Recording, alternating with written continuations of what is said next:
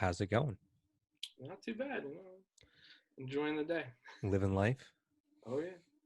Yeah, finally the weather is cooperating and we can actually go outside, which is Yeah. a Today was nice little nice. treat. I can't believe that that's considered a treat now, Yeah, but being able to leave the house. just being able to leave the house, that's a whole different story. But so how long have you worked? How long have you been a mechanic? So I went to Brookdale for automotive technology in 2007, and it was a 2-year program. Graduated in '09. I've before that I always kind of was like playing around with my own car, but not like fixing other people's cars or anything. But I want to say in '08 was when I started, like halfway through that program, I started working at a dealership and started getting the dealership training and kind of like, all right, working and fixing other people's cars. And '09, I graduated from Brookdale with an automotive degree in technology, which just is a base degree. And I had two ASEs at the time too. But What then are those? it's the Automotive Society of Engineering or whatever. It's tests that you have to take. Like you take one in brakes, you take one in suspension.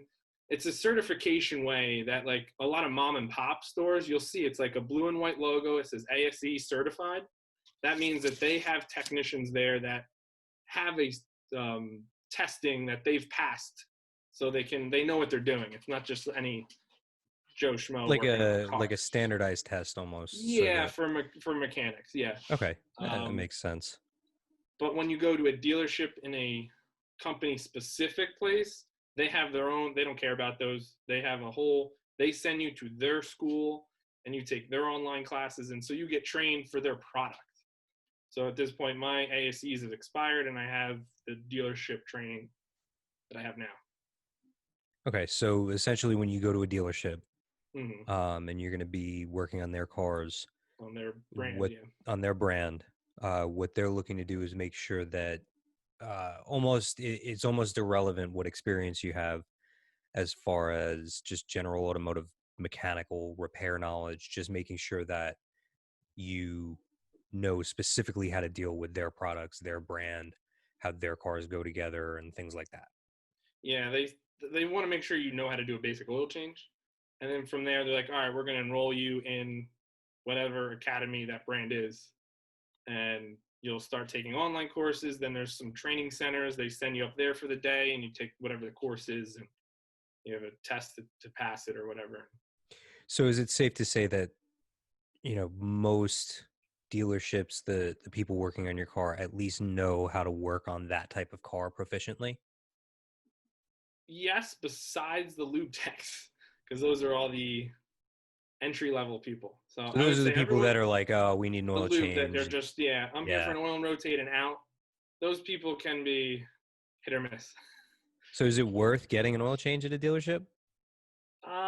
Well, if you bought the car there, usually you get the first couple free. So I'd say Hmm. yes. Um, it does also help you down the road if you get your oil changes regularly from them, and then let's say your warranty runs out, and then something major breaks. Like our service writer or service manager will be like, "Well, I see you have a good track record of maintaining your car with us. I can goodwill this repair, or I can split the cost with you 50-50 to help with whatever your out of warranty thing is." So it can help you in that aspect if down the road. Are there any concerns that you would have as far as you know, that these people are not necessarily that make them lube techs themselves? Are there any concerns as far as are you actually getting are they going to screw anything up? Once they might leave like a lug nut loose here or there, but usually you can catch that before it leaves the shop. Or if they forget to tighten an oil drain or something, you start seeing oil draining behind the car, and you're like, "Whoa!" Like we have a big shop, so like there's about on the one wall, I think there's 8 bays, and then the other one has 9. So it's a big shop. So by the time someone gets to the door to pull out, you can usually tell if they left something loose, and you can Right. catch it. But usually, once a lube tech leaves it like 3 times loose, then he's usually you're done. So basically, it's like a three strike. You screw up, and then Yeah, you're not going any further yeah. from You're here like on out. you're gonna have to find a new job, or if you just want to be the lot guy moving cars around. Uh, There's that. Although I suspect that if they're working in the shop, they probably don't want to just be shuffling cars around. Yeah, no, then they usually just all right. I'll find another place. Yeah, another sucker. Yeah. So then when you go in for, let's say you need, I don't know, what's a common problem that newer cars have that's not just an oil change, that's not something that a lube tech that may or may not know what he's doing. What's a common problem that you see a lot? Some of the electrical, because now that all the cars have a lot of complex electrical circuits, there is a lot more electrical problems coming up with either like we had some stuff with the stop start that there's a secondary battery. It almost looks like a motorcycle battery, and that's supposed to start the car when it's off. So you have the main battery that'll run the accessories, and this is meant for restarting it once you take your foot off the brake. And on the one model car we had, it was cooking batteries, and then it'd come in and said the auto stop doesn't work anymore. And then you test the battery and it's fried. It's just the cell is shot in it.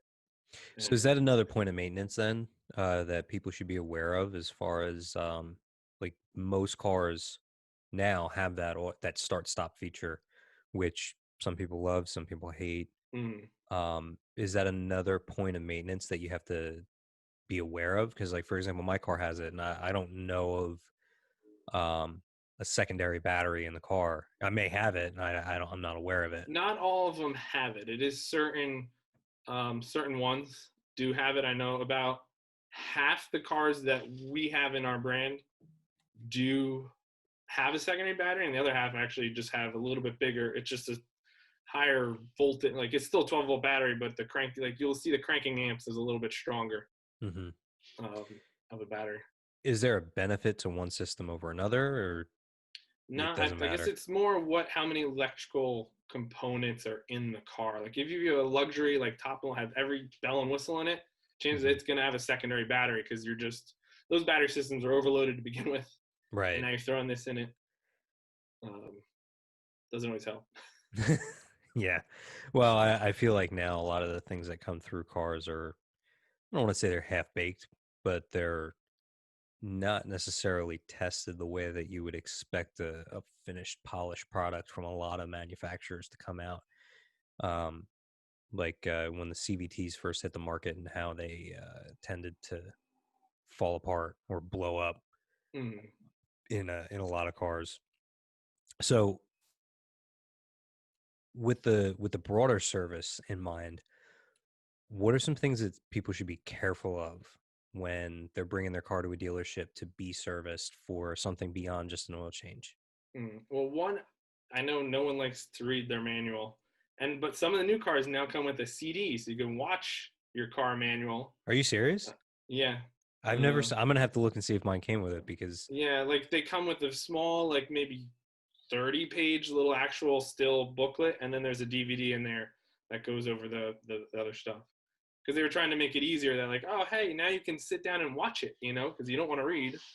So why not watch your manual? I think I'm one of the few people. You're probably one of the few people as well that Yeah, actually reads through the manual. yeah, no, um, when I get a new car, I want to know everything that there is to know about it, so that at mm, least like I'm semi knowledgeable on at least the features. yeah, Also, at least I kind of think know how to that work everything. right, yeah, like I want to know about how to work everything. I want to know, what the warning lights actually mean because they're Yeah, different for every manufacturer. And hmm I also want to know, for me, I want to know what they're actually recommending as far as fuel, because I know a lot of people just look at the car, they buy the car, they go to the gas station, and no matter what it is, they put regular in and then they bring it back and it's got all sorts of problems. and it's not running right. If Right. Yeah. Not every car needs, I'm not saying every car needs premium, but some cars do. yeah, no, if it's engineered like that, then you got to put it in, and even the oil, because if you ever look in there, it's like, well, if you're in this temperature zone, you should be putting this, but if you're in this temperature zone, you should be running this. Oh, So that's some of them interesting. even recommend two different, if it's Two different oils. 520 or 530, Hmm. depending on what your temperature zone is that you're in. So let's start there. Oil changes are something that I find to be very interesting right now from the standpoint of I have two cars that both have different oil change intervals. Hmm. One being a very uncomfortable 10,000 miles. Is that something that's how does that get determined? That's whatever engineering of that car company, somehow they figured out under normal driving conditions. That's the other key thing here. That's, like letting your car warm up and, not driving crazy with it. You should be able to go that far. So I know like ours, the manufacturer I work for, I think they have like 8,000 miles on it. When I write out oil change stickers, I put 4 because I do not think that the way people drive, especially in this area where you have the turnpike, the parkway, and everyone's just get on it and go as fast as you can, that it doesn't do well for that oil. That cooks it quicker than what 8,000. I think if you wait there, you're going to start doing some damage to the What oil. about under if they're like actually letting the car warm up and they're treating it the way that they're supposed to? Do you think it's safe to go that I full think it interval? is safe. Maybe I would cut 1,000 off it.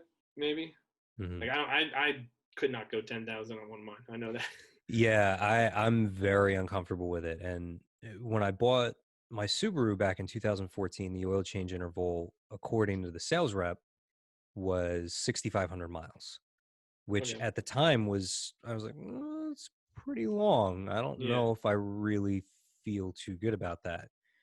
And then when I started taking it in, the service writers the service techs would write for 5,000 miles, which being it's synthetic, it's not just conventional oil and all that. I felt a little bit more comfortable with because 6,500 to 7,000 miles is a lot.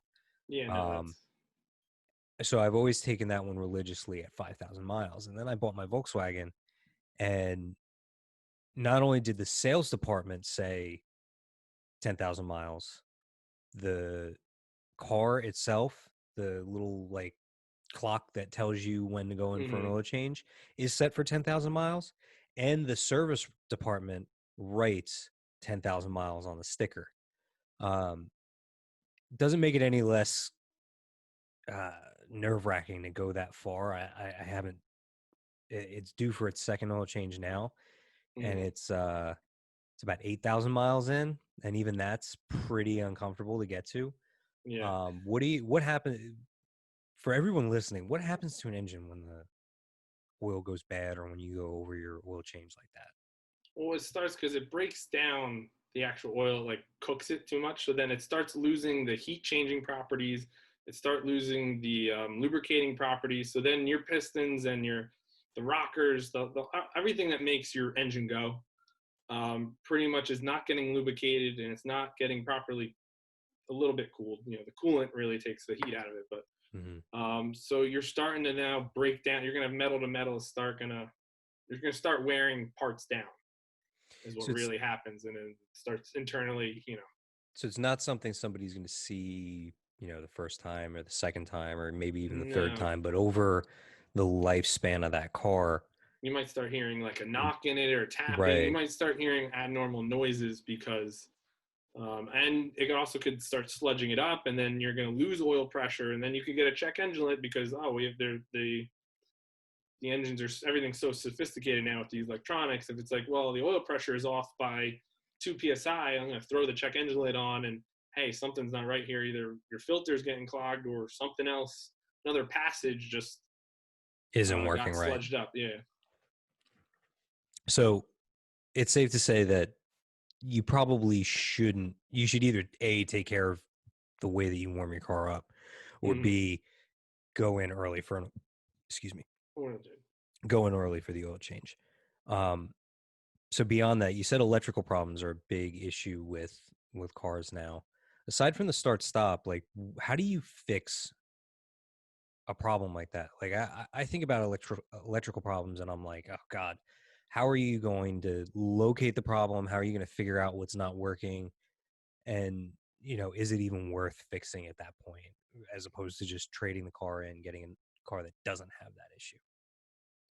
It really depends on how bad it is, because well, and if you're doing the work yourself, if you're taking it to a a dealership or even mom and pop, and they really have to diagnose and go through circuits and really pinpoint exactly what module or what wire is shorting out, you can rack in some serious hours of chasing testing wires. And if you're doing it yourself, you're going to save some money, but it's a little bit tougher now. Like the older cars, it was easier. Oh, I can go right to the fuse box. All right, and I could find the other end where that is, and kind of ohm out a wire to see, oh, it's not shorted or it is shorted, or like there's Hmm. easier ways. Now you're pretty much hooking it up to a scan tool, and it'll like circuit this is high or shorted, and then you kind of have to find that, which is usually buried in the car now anyway. So you're like cutting open wires and trying That's to, the all other right, thing, you know, right? There's case them so many down. wires in the car that it's like, oh, where do you even begin? And they're always wrapped in that. It's almost like hockey tape Hmm. style electrical tape that Yeah, binds it's everything. It like a looks little bit pretty. thicker. What's that?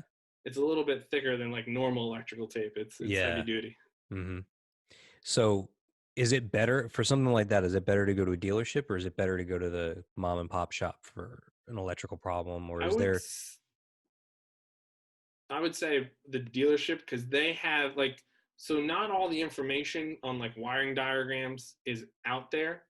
So like a mom and pop could probably take their time and do it, but like one of the good things about working in a dealership is I have access to like an engineering hotline. So if I really get stuck on a car, I can fill out a case, and then I could start talking to an engineer, and he's like, well, why don't you test this? And they're like, they also, I guess, collect all the data of like, well, there's 100 cars in this state that had the same thing and it led to this. So why don't you test this? Like, so there is kind of a helpline that if you really get stuck, you can kind of like, well, did you check this circuit? Even though it might not have anything to do with it, it's like, well, some through down the line, it actually grounds this module out. You just don't, it's not even on the one wiring diagram. And they'll be like, well, check this and get you kind of where you have to be. So you got access to a few more resources than Yes. something like a mom and pop shop would have because you're going to the person that designed the car, and if the Mm-hmm. tech that's working on it can't figure it out, you can actually go to someone who is more familiar with the design, essentially like the design of the car, and has the aggregate data of the entire company Mm-hmm. um, at their disposal. Yeah, and just even like some numbers, like if you have a trans problem, now the older cars that used to list, there's numbers for each an automatic trans. You'd have a CVI, which is a clutch index Hmm. volume number, and each clutch to fill it up to change gear had a certain number. Now, if you look at those numbers and you have the one chart, you can tell, oh, gear 2 and gear 4 are shot. You need them rebuilt just by looking at these numbers. Now, Chrysler took them, or they took them away, and you have no access to it. So now it's like you have to call an engineer, and then they're like, oh, well, I got the numbers here for the trans. Do this match up? And you're like, no, oh, well, gear 3 is off. All right, well, then you got to rebuild the trans. You got to rebuild that gear, take it apart. There's something Hmm. wrong with that gear. And they can tell that just by the data that's coming through the scan tool. Yeah, what you because you have in the throttle body records all these pressure numbers and all this, and you have access to that with the scan tool. Is there a reason that they took the numbers away from you, or is We it have asked. We have no clue. just seems like an arbitrary thing to take away? I mean, it's Yeah, almost like you're taking away information from the tech working on the car and forcing them to reach out to someone that they otherwise wouldn't have to. yeah. I don't. We never got, because I know we've even going to like the training center when you have your classes, you always have like those questions like, why did they do this or why did they change that? And they try and they're like, yeah, I couldn't get an answer. Okay, is there? I guess that uh, par for the course for car manufacturers, right? Mm, They just do things to do them. pretty much. Is there an issue that like you would say it's better to take to a mom and pop shop as opposed to a dealership? Um, well, if you want to, because I know some of the dealerships are a little pricey, so saving money. But like I would say more of mechanical stuff, probably like your basic kind of like if like it's nice going to the dealership to do your oil change because like you build that relationship that the dealership can help you when you're out of warranty. But if you're way out of warranty and like let's say you bought a used car that was out of warranty anyway, Hmm. so going to a mom and pop for like an oil change or brakes, something real basic that doesn't need a lot of special tools or the assistance that you would get at the dealership, because that's another thing. These special tools, like our dealership has tons. Every time they build a new car, there's like a new case of these are the special tools that you need to work on it. That it's not like a basic socket set. It's something specially designed to help you remove a part or whatever, test something. And the mom and pop stuff don't have access to it. The dealership is like giving it. Well, I guess it's part of their agreement. But if you were to try and buy it, because I know like I've tried to buy some special tools just because it's like something that you do so much of, I might as well own it. And it's like they're pricey and you have to buy the Yeah, special tools. yeah. I remember when I had my GTI, which was my first Volkswagen. When you go to change the not the transmission, the suspension, the way that the front struts actually attach to the wheel hub is there's a recess that the whole strut goes down into, and there are two bolts that clamp it closed. But in order to allow it to fall into place or to remove it, you end up needing this special like spreader tool that goes onto a half-inch socket, and it spreads the cup just enough that you can slide everything out. That one socket was like $45. Mm-hmm. But I ended up buying it because I was constantly, it was my tinker car, so I was doing a Right. lot. I had a bunch of friends that also had Volkswagens, so I was working on their suspension, and all Volkswagens at the time were pretty much the same. And you're right. There's a lot of specialized tools, especially on imported cars now too, that are you could fill up a warehouse just on the tools Mm-hmm. from one manufacturer. Um, so I guess that kind of gave rise to the fact that there's so many like specialty. Like for example, when I take my Subaru to the shop, I don't take it to the dealership anymore because it's been so heavily modified that the dealership won't touch it. Mm-hmm. Um, but the shop that I take it to only does Subarus. Like they've literally the only car they're known for just working on Subis, and can do everything. They have all the specialty tools. They've got all of that, and it makes sense that that's why they're specializing in a brand, because they had to make the investment on all the tools. Yeah. Um, so then, what's it like from your perspective, actually having to work on these cars? Um, some of they get interesting. It's especially when the new year comes out and they got to change this and that, and it's always you always wonder like why would they? It's like something worked for the past couple of years and you just change it up to a different design and like doesn't seem quite to work. And like one of the newer things, it was like how a seat mounts to a car. You would think this is fairly standard, just a couple bolts to hold it in You would to the think. car. So it went from like a basic socket to then a Torx, what looks like a star, that now went to, I believe it's called Torx Plus, and it looks like a plus sign with curves on it.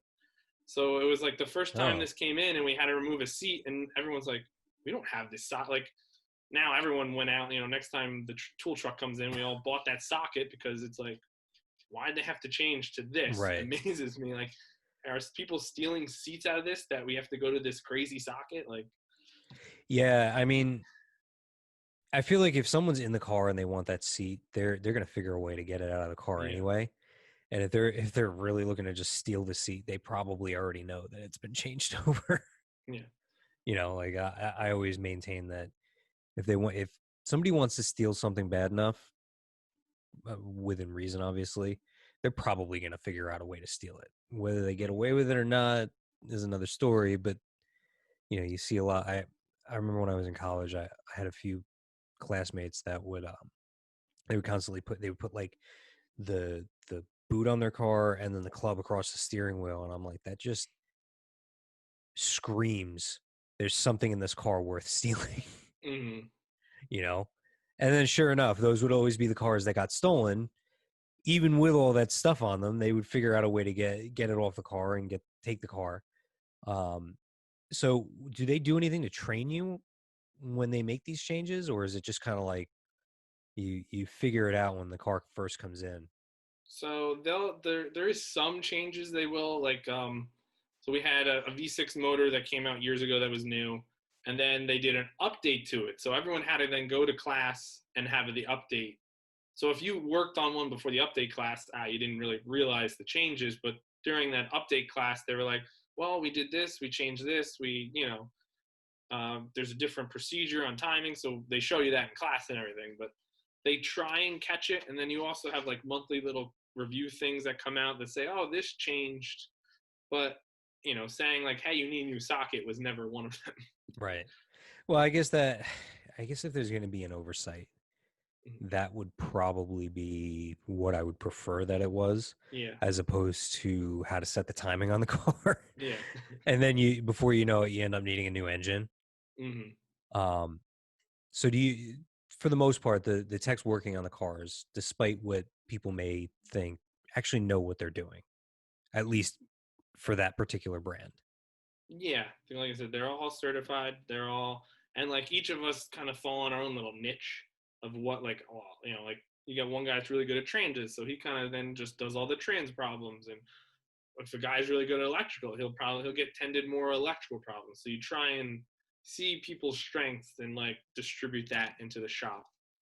So it's Um, not even just a matter of being good at working on a car. It could just mm, be, I'm really good at finding electrical problems, or I'm really good at rebuilding this particular type of transmission. mm, And so if a transmission problem comes in, you'll be the one to get it, as opposed to it could be the same car with an electrical problem that somebody else might get. yeah. Okay. That makes a lot of sense. Um, how much of what we as a customer see from what's recommended to us? I know that there's a middleman in here, the service writer, Yes. between the customer and the tech. How much of what gets recommended to a customer is actually necessary? Um, it depends on the dealership because I've bounced around from a few dealerships, and some of them were really good at like really like, hey, the car needs this, this, this. Others were like, oh, you need all this, and maybe half of it you actually needed. Like, it, you get some dealerships with writers that they just try and sell you everything, and hopefully you don't realize that, hey, you really don't need this. So, Like like, it what's goes an back. example of something that they would try and throw in uh, as like an unnecessary thing to change or fix or whatever? Honestly, one of the biggest things, it's like a fuel and throttle service where they're like, oh, your throttle body needs cleaning and your injectors need cleaning, and like they try and sell it around 20,000 miles, and like realistically, the gas is pretty good nowadays. Like this stuff, and if you're doing your oil, you're changing your air filter, that stuff doesn't really get dirty. That if you had 100,000 miles, that's one thing, but like when you have 20,000 miles, you don't need that. And like this stuff, especially the fuel injector stuff, half the half the shops, I'd say, I've worked on some that actually did it correctly, but they're just dumping it in your fuel tank, and so then eventually it works its way through your injectors. So it's like they're not even doing the full service. You could literally just go to AutoZone, buy the $5 cleaner, and dump that in your car and call it a day. That that's pretty unbelievable. That's what the service consists of, is them. Some of them, like we do have a machine you hook up and it sprays through the intake and cleans the throttle and does this, but there is some techs that I don't know. I always put it as like, if my family was coming here, what would I want done to their car? And that's Yeah, how I kind of look absolutely. at stuff. Like, do your job, not like I'm just gonna do whatever. Like I know there's some people, but it's yeah, it gets frustrating to see that. It's like, come on, what are you doing? Like that's what gives So a that's lot of the even mechanics. beyond what you're describing, is even beyond the service writer trying to Yeah, to sell you something you don't need. It's the tech itself is like, I don't feel like doing this, so I'm not even doing gonna it. do it the right way, and you're still getting charged for it. And I remember when I first got the Subi, that fuel service cleaning, or whatever they call it, whatever they Mm. package it as, is not cheap. It's a couple hundred Yeah, bucks. no, it's not cheap. It's That's why I'm like, they're paying good money for this. You better do it. And like, some of the writers will sell it at like 10,000 miles, and it's like, why? Like, even the company that has that service, like that's not a Christ. That's not a manufacturer. There's a third party company that sells those fluids, and the car companies allow that. And it's like they recommended it something, but then you have writers that are recommending it even less than what they recommend. It's like, why are you not? You're not even going off what Is there a the point in the time where having that type of service is necessary? like it's usually higher mileage cars. Um, I don't like if you're really to clean out that stuff, I'd just buy the stuff from Advanced Auto and dump in your tank, and that'll clean up a little bit. But it's Right. usually with more like 100,000. When you get higher up, when you're building over time, more carbon and more stuff gets built up in the engine. So at that point, it might actually be worth it to Yeah, if you have get this. a older car with higher miles, yeah, then I would say probably do it. But if it's a newer car with low miles, you do not need to really. You don't Right. need to do that. Okay. Is there anything else that people should be aware of as far as things getting bundled into what they're being told they need? There's because I've worked with some writers that it amazes me what they will tell people to try and sell, and but it goes even back to with the manual. Like if you buy a car, one page you should read out of that manual. If you can only read one page, is the recommended maintenance schedule, because there is in the back and it says, if you're regular driving, if you're towing, if you're this, and it tells you what mileage you should change, what fluid, when the spark plug you should read that one, because that at least then you could know like, oh, it said at 40,000 miles my differential fluid should be changed. So then if you go to a dealership and they're like, oh, they're at 25, maybe you should change your we'll do a diff flush and flush the fluid out of there, this and that. Well, then you're like, wait, my manual said this, so I know, unless you're towing, like, unless you have that Right. extreme case, then you probably don't need it, and they're just trying to sell you something and make money off So that's an interesting thing because I've had a few cars where I was told, "Oh, never change this fluid or that fluid," and then a couple cars where they would try and tell you early on, "Oh, at 30,000 miles you should do this. 40,000 miles you should do this." Like for example, the transmission in the Subaru, they wanted me at 25,000 miles to change the transmission fluid. And then I got another service writer a few years later who I actually asked them to change it because I knew that I was driving the car hard and I could feel the notchiness starting in the manual transmission. And they wouldn't change it because they said, oh, well, it's not really supposed to be changed for, another 60,000 miles. Um, how do you combat, like, just say no to the service writer, or would you say, is there something that they could look for in terms of the way the car drives to tell if it's worth it? you. Well, one thing, like pretty much if anything says flush, usually you should stay away from that. So Why? like if just because it doesn't really work, because what when they say flush, they're hooking up a machine and they're trying to reverse flush lines, and it just doesn't work. You'll do more damage, because I've seen, especially on older cars, people hook up these flush machines to a trans, and then you end up wiping out the clutch material, and then the car doesn't even move out of the bay when you're done. Mm, It's like you're better off doing like drain and fill your coolant, or dropping the pan on the trans and changing the filter, because that filter, there's a filter in like most trans that's catching any little debris or the metal that's coming off anything. So even if you flush it, you're not, that's still all stuck in that filter, and eventually it's going to get to the point where it's going to clog up, and then you're going to it's blow your gonna go. trans. Yeah, you're gonna blow the trans anyway. Really, when they So, recommend this flush or that flush, you really should stay away from that stuff. That's usually their little so much uh, like what you would want to do with your body, you want to avoid flushes. yeah. um, I guess that makes sense too, because when you think about the idea of number one, you're not really going to be able to push that much more fluid. The premise for them flushing it, quote unquote, Mm. is that they're able to completely change the fluid within the given apparatus. I feel like even when you're pushing all this fluid through, you're never really able to get a complete 100%. This is all brand new fluid, all brand new, whatever you're pushing into the given component. And you're not really getting much more than if you were to just drain it out, fill it up, and then continue on using it. Um, so drain and fill is the better way to go.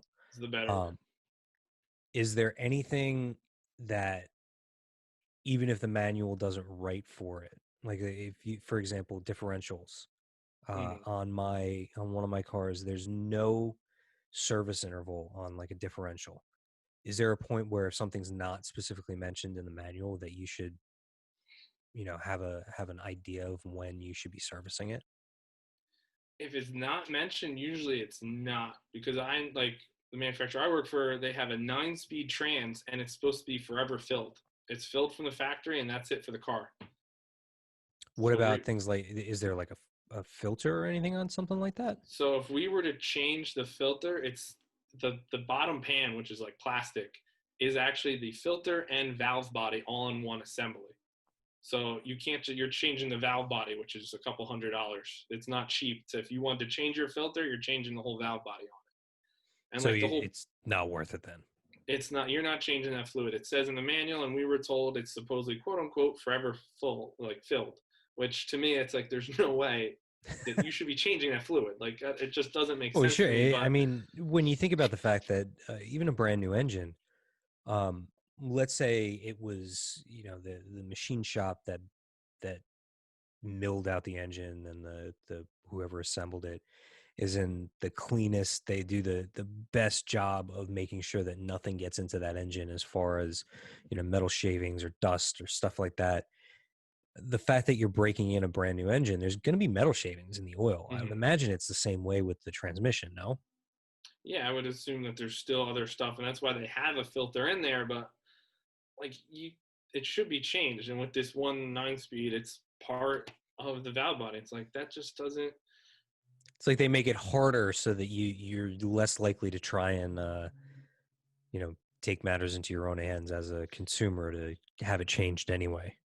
Yeah, they just make it more because even to fill it, it's like you got to fill it up. Like there's take the one cap out of the side, fill it up to so it starts to come out, put it up on the lift, run it, get it up to like 40 miles an hour, then have it idle. While it's idling, you take the plug back out. Then you fill it up till it overflows. Like it's this whole weird procedure that you got to have the vehicle running, get it up to temperature, run it at 40 miles an hour, and then check the fluid. It's like So it's more trouble than it's worth. it is. And they make it more trouble than it's worth. Yeah. Hmm. That's interesting. I'm curious to see as these vehicles age, because that's got to be a relatively new thing, right? In the last few years, that I think of maybe 4 years, this trans came out. I mean, you Yeah, gotta it's relatively it'll new. we'll be seeing in the next few years as these vehicles age and get higher miles on them, um, how true it really is as to whether or Mm-hmm. not they can actually maintain it with never changing the fluid. Now, one thing that I remember hearing a while back with regards specifically to transmissions, or automatic transmissions rather, is that if you start off, let's say they say every 60,000 miles you um, are supposed to change the fluid, and you miss that interval by 20 or 30,000 miles, let's say, because you were, for one reason or another. I've heard, and hopefully you can shed some light on how true it is, that with an traditional automatic transmission, that if you miss the service interval by a significant amount, it's better to just leave the transmission alone until you have a problem than to change the fluid, because for some reason, I don't know if it's an old wives' tale or whatever, changing the fluid at that point would end up causing a problem. I don't know the scientific stuff behind it. I have heard older guys in the shop, and that was when going back to the flush, when I've seen a trans get flushed and then the car doesn't have no gears anymore. They said because it's gotten so much thicker and so burnt up and there's metal particles in there, it actually acts as clutch material. So then if you're taking that completely away and putting fresh fluid, well, now the clutches don't have anything really to grab in the fluid because it's fresh fluid. That was the explanation of why when they flushed the older trans out, and then they're like, yeah, now we got to push it out of the shop and get rebuilt the trans. That it took out all the the thicker fluid that had metal particles floating in it. That's actually really interesting. I never thought of it that way. That the fluid would eventually turn into the material that the clutch packs were using to push the car. Hmm.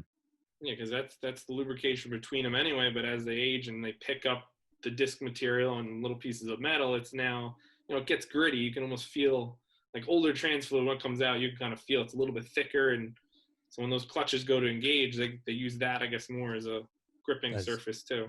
right. So it's both lubrication and friction material. So that's probably why they say like, oh, if you really went over it at this point, you're better off wait Leaving it until something alone. happens. Hmm. Interesting. So now here's the fun part. You've had to have heard some nightmare stories of people taking their cars in and getting taken for a ride. Literally, Yeah, no pun intended. yeah. No, Um, I've had some writers that I did not agree with, and I've fought with, and I have had the chance to screw him over once. So, so because how do you deal with that? Like when you have a service writer that's really just in it to sell additional unnecessary work, how do you as a tech deal with that? well, one I either try and change. Like if someone says, "Hey, you sell this, this, and this fluid," and then you look over. Then when you look, because it's sometimes pre-done, like they sell it at the counter just based on your mileage. Then when you get it, you're looking it over, and you're like, "Well, you know what? The sway bar links are got some play in it." So then I try and approach it, or I'll even bring the service manager. I'll be like, "Listen, he sold these two flushes that do not need it. The guy needs sway bar links, so can we swap it? And be like, because it's kind of like pre-approved, Mm-hmm. like that money's there, kind of." Right, like So then they'll they've swap it already in. Yeah. okay. So then he's like, all right, you're not doing the services, but you're going to do the sway bar links and, you know, see how that falls out. So of the times where there have been times where I brought my car into a dealership for service, and I'm bringing it in for an oil change, no problem. They put it up on, I'm waiting for it. They take the car in, and then about a half an hour later, the service writer comes out and says you need X, Y, and Z also. Mm-hmm. Um, is that because where does that come from? Is that coming from the tech and it's legit, or That is that should. it should? Mm-hmm. So most of the time when they come back to you and they say, hey, uh, by the way, you've got, let's use brakes as an example, you need new brakes within the Mm-hmm. next X amount of miles. We can do them here now if you want.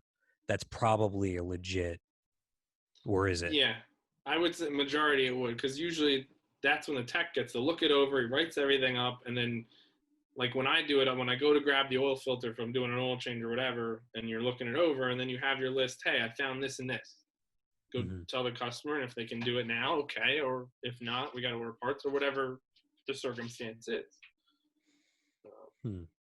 Now, okay, so going back to what you were saying, how do you fight with how do you approach a service writer when let's say they need Lien links, they need all the different stuff, um, but the service writer doesn't want to back down from the initial. I already sold them this flush. We're just going to tack it on. Do you Mm. ever go back against them to say like, listen, they really don't need that, and we should approach it a different way? Yeah, or even if like let's say it's a trans flush, they're like, oh, we're gonna flush their trans, and it's like, you know what? They never did their filter. Why don't we separate that? Where now we're gonna drop the pan and swap the filter out. So you try and make something like, all right, you're still getting your fluid done. That's cheaper than a flush, but at least usually they'll go more because they're like, oh, well, it's closer in price, I guess. Mm-hmm. Instead of completely saying no, be like, well, the fluid does look a little off. It's been, let's say, 40,000 miles, and that might be their service, whatever. You can be like, they have a tow hitch. maybe they should change the filter at least, like not just flush it out. And then usually you can get them like, all right, fine, I'll swap it for that. Like they're still kind of happy with that. Right. Now, before we get into this next part, because you'd mentioned that you've got some pretty crazy stories, I Mm. want to put out the disclaimer that not every service writer, I'm not out to, bash every service writer. I'm sure that there are people out there that are, you know, just trying to help you make sure that your car is maintained the way that it should be and make sure that you don't run into any issues. And I want to make sure that everybody understands that what we're about to discuss does not necessarily uh, pertain to everybody. And from your perspective, I want to know some things that before we even get into it, that aside from reading the manual, if there are anything that people should be aware of or conscious of to avoid having some of these things happen to them. Well, and really the biggest thing, and I tell a lot of people, I'm like, if they come at you with a crazy list or this and that, ask them to show you on your car, even if you have no clue what you're looking at. Be like, well, can you take me out to the car, show me my fluid, or show me this is broken or this? And like, we don't really want customers in the shop, but if the customer asks, we have to bring them in and show it. And there's no, what are you going to show them something good? Like, there's no way to fake that. And even if you have no clue what you're working at, that's just ballsy to be like, yeah, this is broken when it's good. Like, that's, you run into the one person that knows what they're doing, they're gonna call you out on it then. So it's like, if you really like, I don't know about this, something doesn't seem right, ask the show, ask like, hey, can you bring me back to the car, show me what is broken, show me, pull my dipstick out of my car and show me the bad fluid, or like, to really have that proof that, all right, this is my car, they just pulled it out, it's, oh, those are my brakes, those are whatever they're trying to sell. So just to so that I understand, if you ask to see your car or see what's broken on it, Hmm. they have to take you and show it to you. At They least the can't say, dealerships well, I've worked at, okay. they've always been like, all right, let me, just follow me back. We'll lead you So back if there. they, If they say what no, would you, that's a little fishy because it's your right? property. Like, Sure, no, absolutely. But I've seen it where dealerships will say, "Oh, well, we can't take someone into the shop that's not an employee for insurance purposes," or some bullshit story about why you're not allowed to be in the shop at the same ever. Um, so if they basically refuse to show you, there's something these, fishy. there's something fishy going on. All Because right. even though, like, I know our doors, I know our insurance doesn't want customers in the shop, and we don't, it's not like we allow them to just walk in. But if they, hey, I want to see my car, show me what's broken, I know my manager will be like, all right, follow me, I'm going to take you out, and we'll show you. Like, we Mhm. want to make sure you're comfortable with, knowing what's wrong with your car and doing the repair then. So you're not, so there is more of a trust and, Sure. I mean, if I say to you, listen, I don't believe you that my brakes are down to 1 millimeter, and you'd walk me out to the car, put the brakes up on a micrometer, and say, "Hey, there's one mm-hmm, millimeter of material left on these pads." Well, then it's like, okay, that's legitimate. It's irrefutable proof that something yeah, is amiss with the car and not with the recommendation of the person that's working on it, or the recommendation of the person that's saying that this work needs to be done. So now that being said, now that we've discussed some ways to avoid stuff happening to you, I gotta hear some of these stories because we were talking about it before we started. Um, these are this seems like an extreme example, I would this have to is an assume, extreme. right? Like I said, I've been in a couple dealerships. Majority of them have good writers that are not ripping you off. They're being honest. They're majority, that you get, like I said, the extreme. Now there was this one person at this one dealership a couple years ago, and it amazed me that he could go home at night and sleep. Like, I just, how he could do this stuff to these people, and like, especially when old people walked in the door, it's like he was drooling. Like, he got all excited. Like, it was insane because he's like, oh, I could get them for whatever because they'll believe anything he says. And it's like, this is Yeah, not that's the the way part to that do I it. never even really thought of because, like, you associate most dealerships, whether it's right or wrong, you associate dealerships with like the sleazy salesperson that doesn't even care. but it's like, how do these people that act like this, Yeah. not the reputable ones, actually go home and like feel like they've got a clear conscience? There's no way they can. There's just no way. Or they're just that bad of a person, right? Yeah. So No. I got to hear it. Tell me what this guy Um. used to do. So like he was good for selling. He just would try and so he called it the royal flush. He'd be like, I got everything on the car. And we're like, what are you talking? Like that is insane to sell every flush. There's no way the car needs it. And I would always just give the ticket back. I said, I'm not worried. I'm not doing this to a car. This car does not need it. And then, you'd obviously give it out to somebody else. I'm like, I could not do that. Like, there's no way this car needs to change every single fluid that it has. Like, and he would come out and like, he'd be like, I got the royal flush. Like, he'd be like all excited. Like, he just did me a favor. I'm like, no, go give it to someone else. I'm not doing it. So you could actually, as a tech, you could actually refuse to work on the Yeah, car and then based obviously on this service manager will come and talk to you, and then I'm like, hey, I don't feel comfortable like doing all that, and then usually he's like, all right, whatever, like someone else will do it. right. Um, So what else did he do? Because like I feel like someone like this, you've probably got some pretty crazy stories about it's stuff that it's happened and clients that like you know really kind of got taken for a ride on what they had done to their cars. yeah, and like I know one of the biggest things, and I didn't get the ticket, but I know other people that got it. But like, so anyone knows like a minivan usually is front wheel drive, Mm-hmm. and he would sell four-wheel drive services. Oh, you need all your differential like that, and people would buy it. And we're like, you only have like it's front wheel drive. You don't have half the stuff. And he's like, just have them build the parts out. And it's like, what do you mean just build a fluid out? Like, I've guys have argued with him, and I remember that one ticket got passed around a bunch of guys in the shop just like, we're not doing this. Are you kidding me? And I never. I think one of the other like not reputable guys in the shop ended up doing it, but it's like, what are you doing? Like the person doesn't even have that, and you're selling it and you're trying to now pass it to all these techs that clearly you're like, we don't want to do this. That's almost like I don't know if you listened to Dane Cook when you were younger when he was Oh, I did. popular. I did. The unicorns. Yeah. It's like yeah, we had to replace the roof because it was resenting the car. And it's like something like that. Like, oh, Mm. we're gonna sell you the 4-wheel drive package on your 2-wheel drive minivan. Um I mean, has anything ever come back like what would happen if you sell that service as a certain what would happen to the dealership aside from the hit to the reputation? You sell them a service on a 4-wheel drive system, and then let's say a month later they realize, wait a minute, this is a 2-wheel drive car, and they look at the ticket and they look and see that they got billed for a 4-wheel drive vehicle. Does the customer have any kind of recourse at that point, or have you ever heard of anybody coming back and I haven't fighting heard something of like that? anyone coming back, but I'm assuming you should.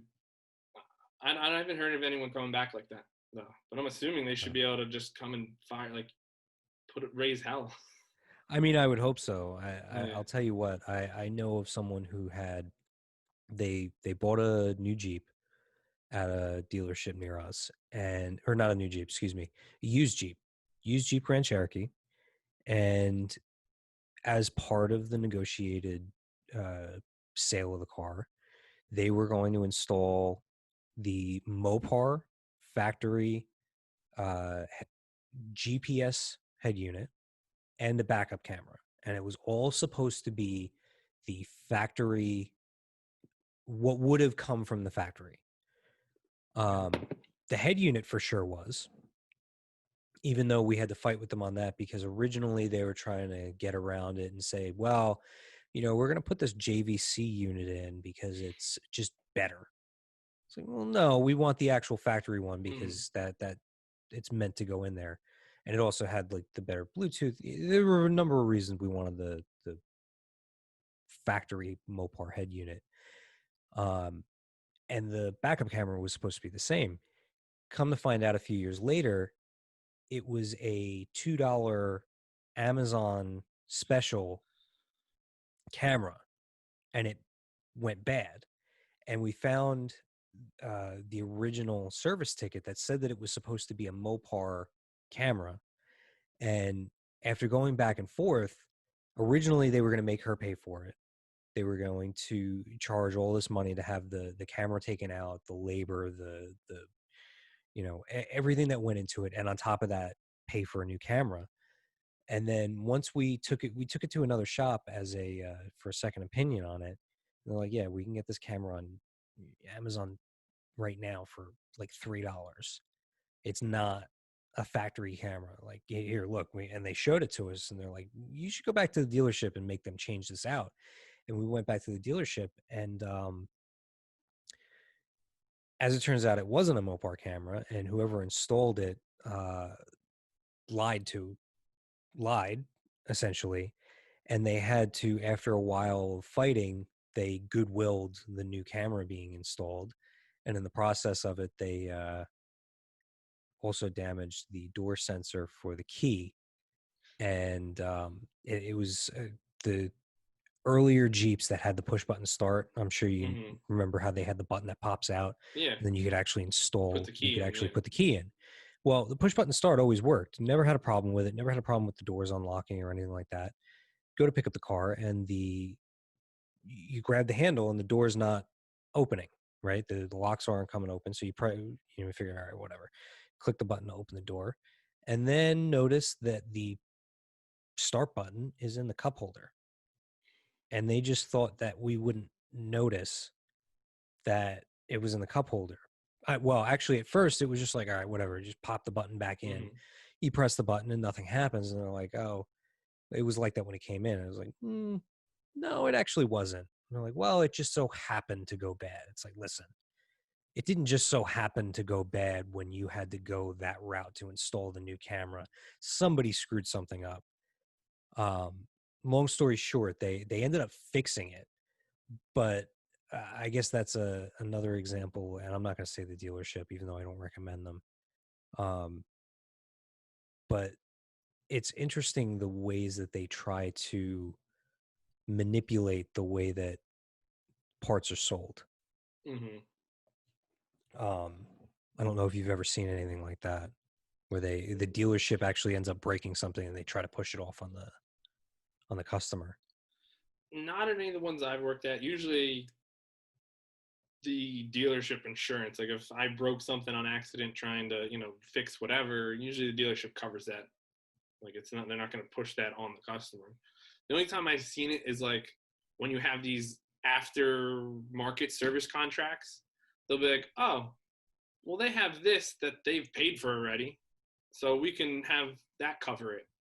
What's And what kind so of like contract is when that? you buy a car, you can buy like another that they're usually expensive, they're like $3,000 or $5,000, whatever. So when your regular warranty runs out, this extended warranty or this other contract will pick up any repairs. So like pretty much if you ever needed a motor to be replaced or trans and you were out of warranty, this other third party contract will pay for it. Hmm. But you pay for a lot up front. It's like insurance. You're like, oh, Sure. one day if I need a trans, that'll cover it. And usually, we get the older cars come in and they are like, oh, well, we're using it anyway, so there's a $100 deductible. So we'll just say, oh, we found that was broken when we actually got into it. It's the only other time I've kind of seen them, but again, the customer's not paying for it; they're just charging the third party thing, and Are those the third customer already party bought it. right? Are those third party warranties actually worth getting, or are they You basically plan to keep bullshit? the car, I guess, forever, but I know from a tech point of view, they're annoying because usually they got to send somebody out, and they're like they try and like nickel, like, oh well, only do half. Like when I recommend, like let's say there's a bad strut is blown, I'll usually recommend both, just because chances are the next one will blow another week, and then you're coming in pretty much for the same problem, and now you're pissed because oh well my suspension's knocking again, or like there's Hmm. certain items you recommend in pairs, like hub Sure. bearings. There's just stuff you do in pairs just because it's one went, the other one's probably on its way out. Right, And unless it went like sticking with the yeah, example of a strut, unless the strut went like a week into the ownership of the car, yeah, and yeah, you could pretty reasonably say that that was a defective strut, and yeah. it's isolated to that. Um, yeah, they're like, you want to do them at the same time so that they Mhm. wear out at the same time, as Yeah. opposed to having to have your car in there the next week for the same problem on the other side of the car. Yeah, but the third party, those things will only, that's like, it's broken, it gets changed. They don't like, Just what's broken. yeah, they don't like doing, like, they're like, yeah, you probably should do, like, you should do it in pairs, but they're not covering it. Hmm. So So then you end up doing that, and then a couple weeks later, oh, now the other one's making noise or something. It's like, well, you should have done that the first time, but your contract just said no to it, and then they'll okay it when it comes back in because, it's broken. All right, change it. okay, so something like that. Do like the service writers ever like inform them like, hey, we recommend doing this in pairs, but um, your service contractor or whatever won't allow us to do it um, because of X, Y, and Z. So just be aware that in a couple weeks you're probably going to be in for the same thing on the other side. I'm assuming. I really don't know. I don't really go up near the service writers when they're like, I come to them, tell them what it needs or whatever. They'll come back if they have questions, but I don't really interact with the customer. So. Mm-hmm. Okay, I guess that makes sense too. So it was that last story that we heard, the craziest story that you've ever. I kind of want to end on like the most wild, outlandish thing that you've ever seen happen as a service writer, whether it be something that you've seen another, or excuse me, not as a service writer, as a tech, whether it be something that you've seen a service writer do, whether it be something that another tech has done, a crazy problem that's come in. I want to hear like the most I'm trying wild thing to. that you've seen working, because Crazy you've been in the industry for for a a decent amount of while time now. Yeah.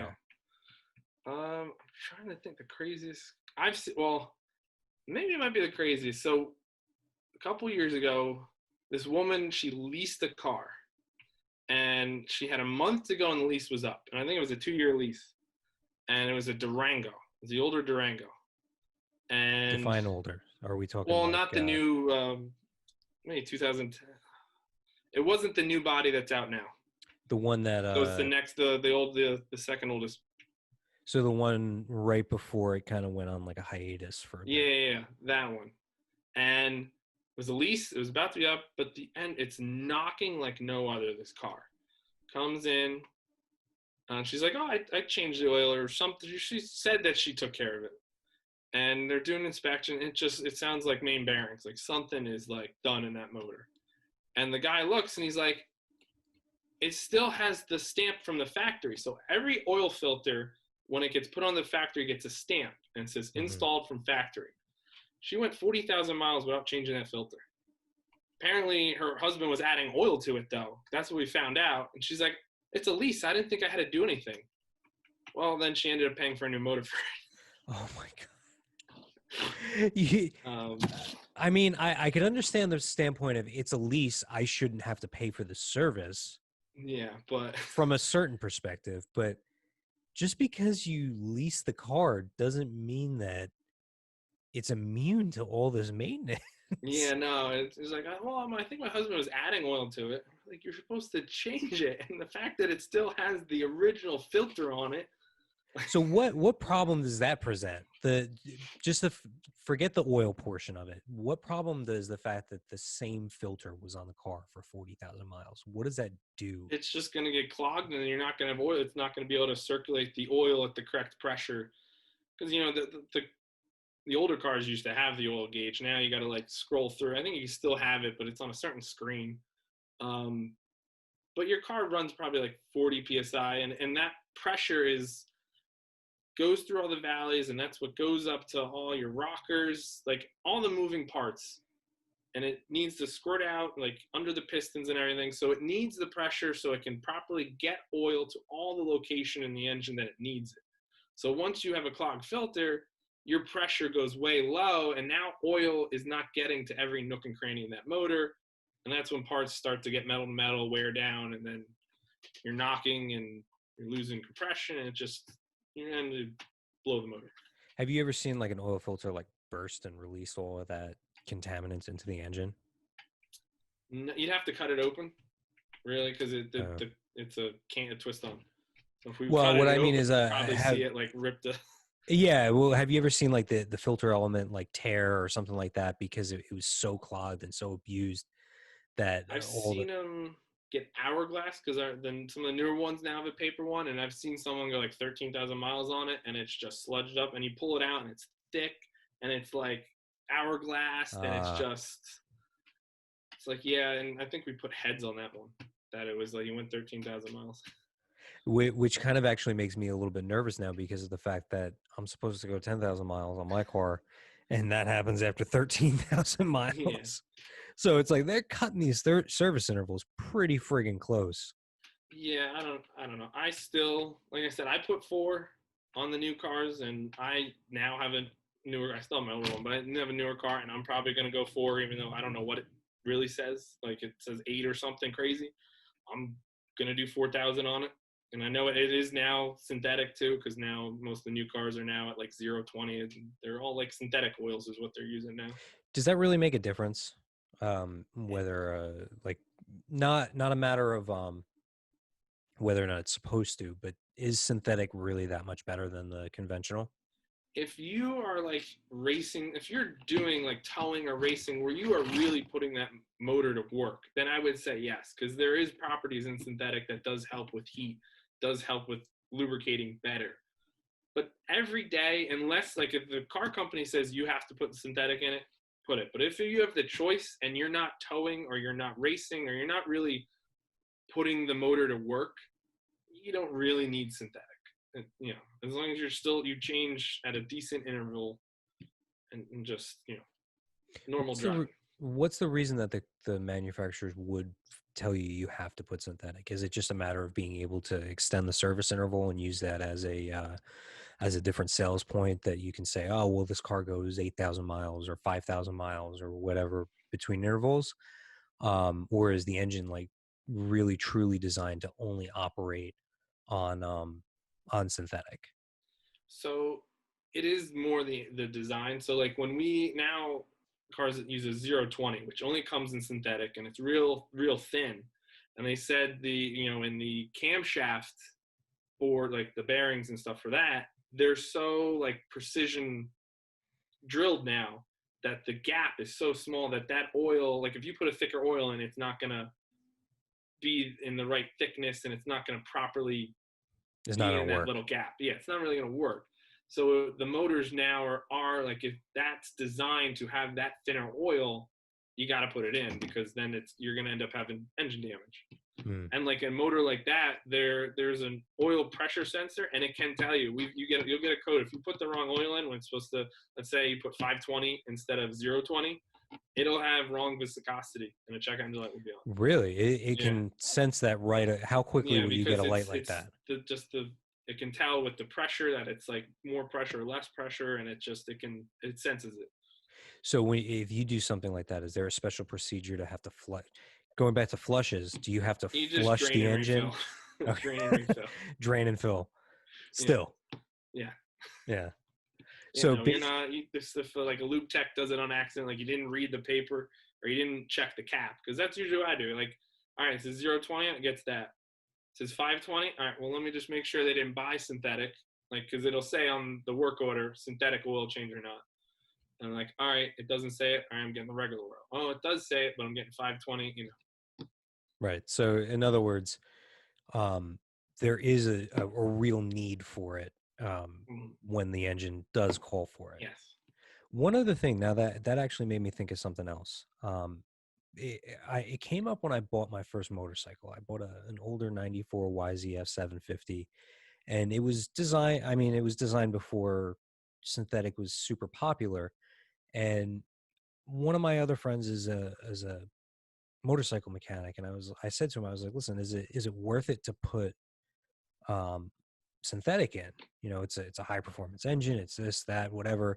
It's got higher miles on it. Is there a benefit or a drawback or anything like that? And what he said to me was that if you've been using, similar to the transmission thing, he goes, if you've been using conventional this entire time, or if the previous owner rather had been using conventional this entire time, you may end up starting to see leaks and problems by putting in the synthetic because they have some sort of detergent or whatever that's designed to clean everything, and it may be treating uh how did he put it, he said that there might be sludge built up in the engine that's acting as a seal.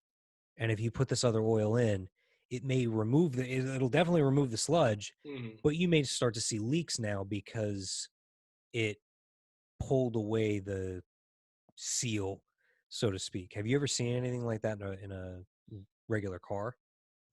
I can't really like. I've never seen it. I don't know. I've never had someone try it and like do that experiment. Have you ever heard of So it? no, I've never heard of that. Like, oh, if once you put this in it, you shouldn't. I have heard if you've put synthetic in it, you really shouldn't go back from synthetic though.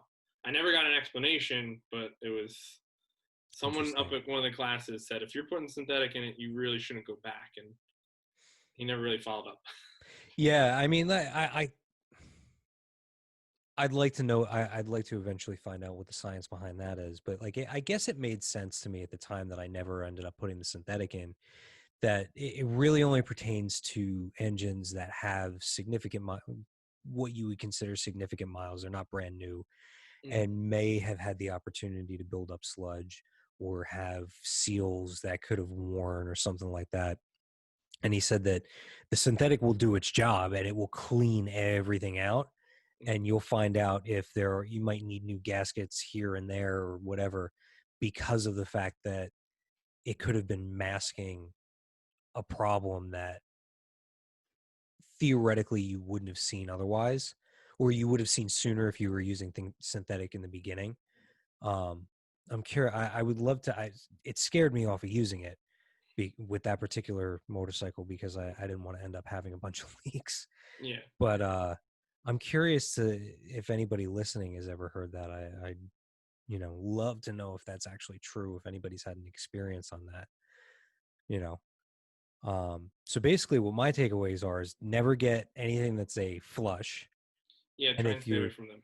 try and stay away from flushes. And um if you're suspicious of anything that a service writer is telling you quote unquote need, to ask them to show you the broken part or the worn fluid or the whatever it is, and to make sure that you read your user manual so that you know what is actually recommended.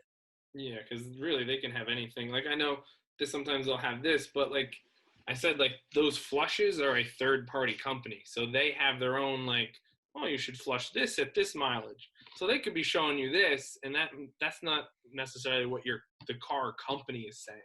So really pulling that manual up, this is what the company that designed and built the car, it's what they recommend. Yeah. What else is there? Anything else that we should know before we wrap up, that we should know, have be armed with that any particular knowledge going into a dealership um to get our car serviced? Um, Pretty much if you read the manual, you'll that at least that page, you know what you should get Hmm. and pretty much stay away from flushes. And like I said, when they're showing you, have them show it on your car. Because again, back to that one writer, he used to keep low brake pads in his drawer. So if he knew, oh, these were your brake pads, like, or a dirty Oh air my god. filter. So usually it'd be like, hey, bring me out to the car and pull it out of my car.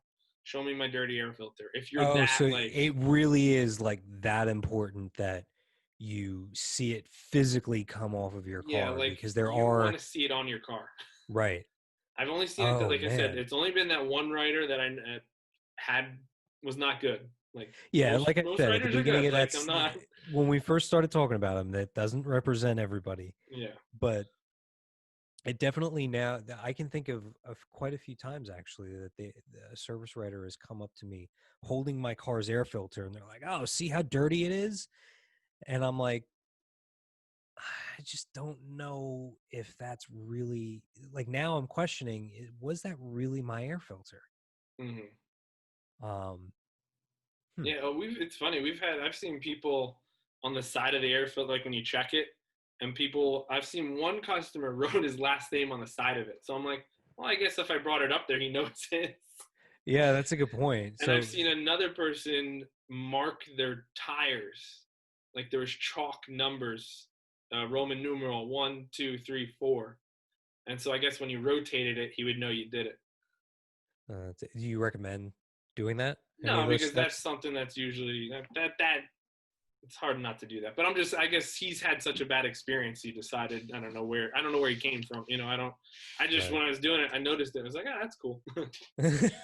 I've also heard that like with these like the like lube centers, like if you go to like a Jiffy Lube or something, that you should somehow, not like obviously like 1, 2, 3, 4, but you should mark the oil filter in your car in some way, shape, or form. Put like with a like a dot of like white out or something on it, so that like something inconspicuous, so that um whether or not they've actually changed the filter. I mean, I've never seen no one not change a filter. I don't know. I don't know. Maybe, if you're, again, if you're that uncomfortable, then go ahead and do it. Right. But I don't think you need to do it every time or whatever. It's just if you got a weird vibe. But if you're going in a place that you have a weird vibe like that, you probably shouldn't be going there. Like, Probably should go somewhere else, right? yeah. Um, one more thing. Is there anything that's like a surefire way to basically get your car messed with?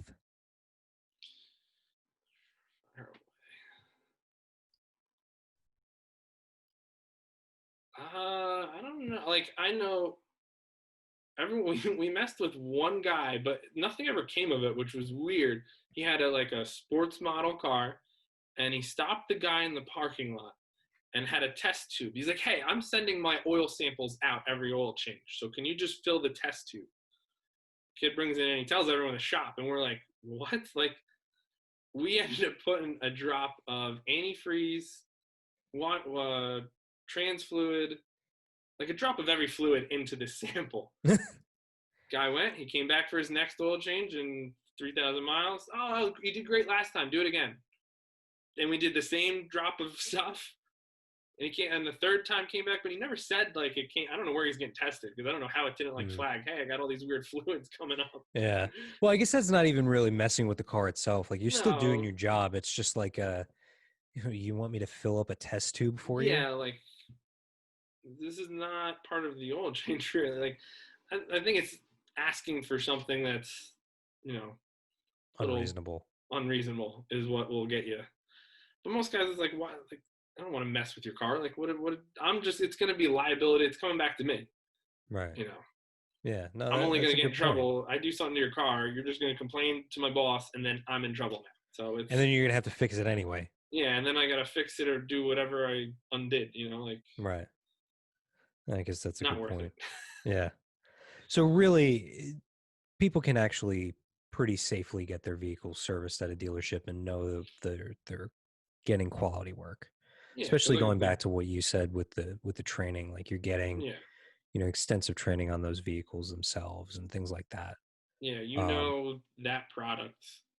You get inside and trained on it, out. and that's what all the updates, the courses on, you get learned, and so Yeah. you working at the dealership, you are, like the lube tech people are the only people that they're still figuring out if they're going to put them in the program, like put them in, sign them up for the classes. But pretty much all the other regular techs are certified for that brand. That's good to know. I hope that people listening to this are able to kind of like take a little bit more peace of mind knowing that what they're getting done to their car um, is legit and that they're not actually causing more problems than what's being solved. Mm. You know, I think that's a little bit of a comfort to a lot of people who don't really know cars the way that we do, where Yeah. you or I walk in, if I walk in and they're trying to sell me some bogus service that I know that, actually, now that I think about it, there was a newer tech at the, it was a service writer at the dealership that I bought my car from. And when I brought it through they have a separate section for just oil changes. Like if you just want to bring it in for an unscheduled oil change, you can bring it in, and there's a separate section for it. And there was a new guy there about an hour into the oil change. He comes to me and he goes, "Oh well, your transfer case and your uh, front differential fluid need to be changed as well." And I looked at him. I'm like, "It's a BRZ." He goes, "Yeah." I go, "It's rear wheel drive." He goes, "Yeah, well, transfer case." I go, it doesn't have a transfer case. It's rear wheel drive. It has a transmission, and that's it. It's the only car on the lineup that doesn't have all wheel drive. what's going on. I didn't see him there for too long. I don't know if that was just him saying, I'm going to try and upsell this, or him being just new and ignorant. But Yeah, he could generally have just speaking, been trying to sell, and just try and get whoever you can. Or yeah, I will say that the dealership that I bought it from has been the service writers that I know there or knew there before I started taking it to Precision in Spotswood, which is fantastic. Um, Not that they're sponsoring this, but they were incredibly good when I needed my motor changed and turboing it and tuning it. And they actually, personally, I think they undercharged me on the labor because they had the car for months, and I think all in it only cost me a couple grand, and there was a new motor, turbo, tuning, all sorts of extra stuff that they did for me. Um, but yeah, so hopefully this gives people a little bit more peace of mind taking their car to the dealership to get serviced, because a lot of times you don't know where to take it. And you think that the dealership, rightfully so, now that we've determined, is the one of the better places to take it. mm, And I appreciate you taking some time out of your night as well to no hang problem. out and tell us some stories about what you had going on, or what you Oh, have going on. I always got lots of stories. Working for so many years. Uh, Yeah. And then we'll have to have a separate episode for the roller coaster enthusiast side of yes, things. We'll there's have it that's an, hours. a later date. We'll break it up into a multi-part episode. The other hobby. Yeah, yeah. I'd love to hear all the stuff that you have about that as well. Yeah, Um, from just being an enthusiast, and I worked at a theme park operating rides, so I'd, there's I'd a like to lot. touch on that in the beginning when we come back to this. But on that note, thank All right. you for coming out. Hey, you're welcome. Thanks for having me. Absolutely.